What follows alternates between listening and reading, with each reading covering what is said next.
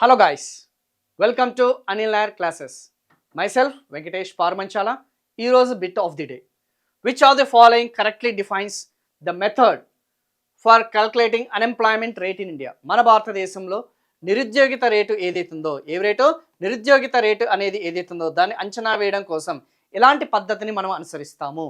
Percentage of employed persons in the population, మొత్తం జనాభాలో చూసుకుంటే ఎంతమంది ఉద్యోగులు కలిగి ఉన్నారు, ఇదా ఆప్షన్ 1.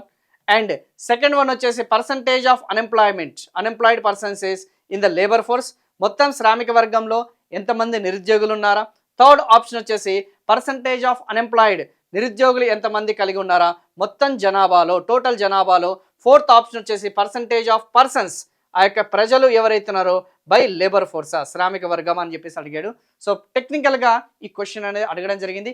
అడ్వాన్స్ లెవెల్ బిట్స్ ఏదైతుందో అన్ఎంప్లాయ్మెంట్ టాపిక్లో ఇలాంటి క్వశ్చన్స్ అనేది ఫ్రీక్వెంట్గా రిపీటెడ్గా అడగడం జరుగుతుంది. సో మనం జనరల్గా సాధారణంగా నిరుద్యోగిత అంటే మొత్తం జనాభా అని అనుకుంటాము. సో మొత్తం జనాభా కాదమ్మా, ఆ డెమోగ్రఫిక్ డివిడెంట్ అనే రేంజ్ అనేది ఉంటుంది.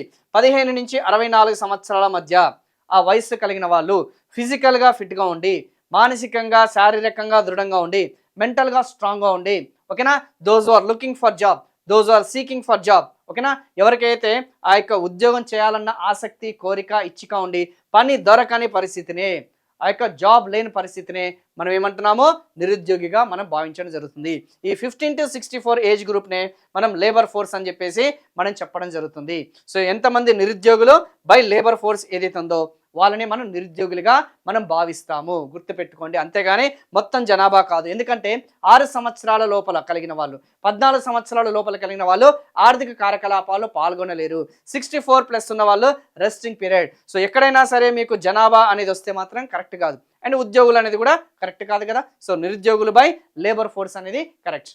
So for full length videos మనకి లర్నింగ్ త్రూ MCQs ద్వారా, లర్నింగ్ త్రూ PYQs ద్వారా మీకు ఫుల్ లెంత్ వీడియోస్ కావాలనుకుంటే మన అనిల్ నాయర్ క్లాసెస్కి సంబంధించిన ఆ యొక్క యూట్యూబ్ ఛానల్ని లైక్ చేయండి, కామెంట్ చేయండి, సబ్స్క్రైబ్ చేసుకోండి.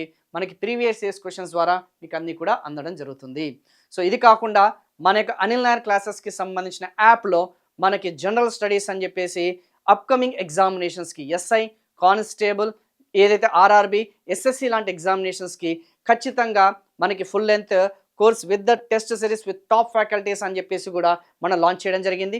సో విత్ తక్కువ ప్రైస్కే మనకి కోర్సెస్ అన్ని కూడా అందించడం జరుగుతుంది.